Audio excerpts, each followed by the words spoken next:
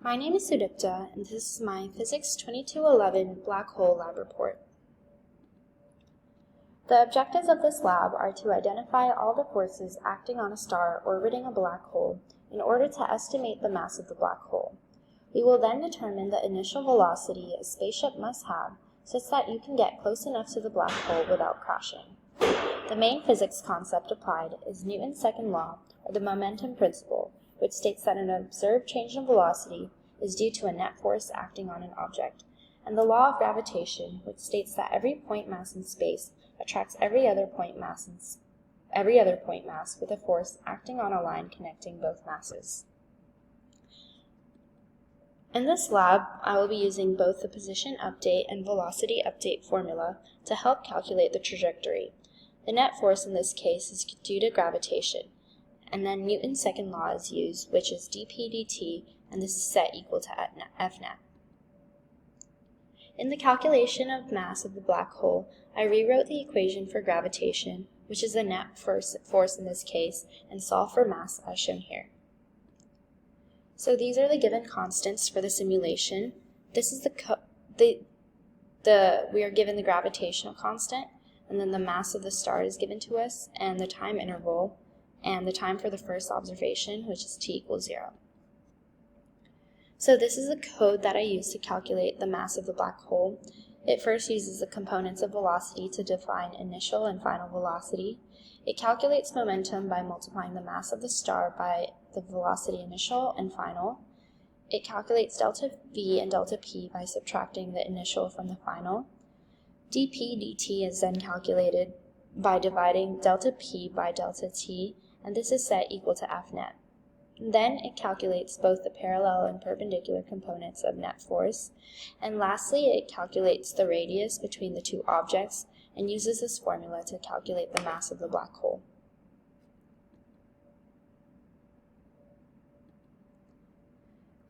This visualization shows the trajectory of the star orbiting the black hole. In orange is the net force vector, in magenta is the parallel component, and in cyan is the perpendicular component. At the end of the simulation, it outputs the mass of the black hole, the net force, and the components of the net force. In this case, the mass of the black hole was around 1.9 times 10 to the power 24 kilograms. In the second part of this lab, we wanted to find the velocity that a spaceship can have without it crashing into the black hole. It started by calculating the forces on the planet, which is the sum of the force acting on the planet by the black hole and the force acting on the planet by the ship. Both forces are calculated by finding the radius between the two objects and applying the law of gravitation formula. The forces on the ship are calculated by summing the force acting on the ship by the black hole and the force acting on the ship by the planet. Again, both forces are calculated by finding the radius between the two objects and applying the law of gravitation formula. Then the position update and velocity update formulas are applied to calculate the trajectory. The net force calculated previously on the planet is used in the velocity update formula for the planet. The velocity found is then used in the position update formula, and the process is repeated for the ship. Brake conditions here are applied to show you whether the spaceship gets sucked in or it crashes. In this visualization, we see the trajectory of the ship and the orbit of the planet. We can see that the ship gets very close to the black hole without crashing. I use the velocity of negative 6.2 10 to the power 7 in the x direction and a velocity of 7.3 times 10 to the power 6 in the y direction. And I found this using the plug and chug method. So what does this mean?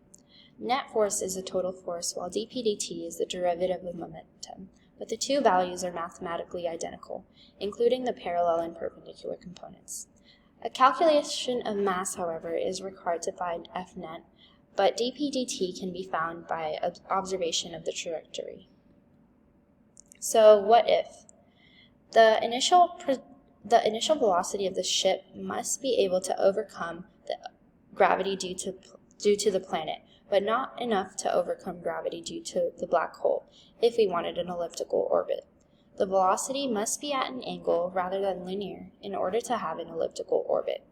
So I tried these numbers, and by lowering the velocity in the x direction and both the y direction, I got a visualization which is shown to be elliptical.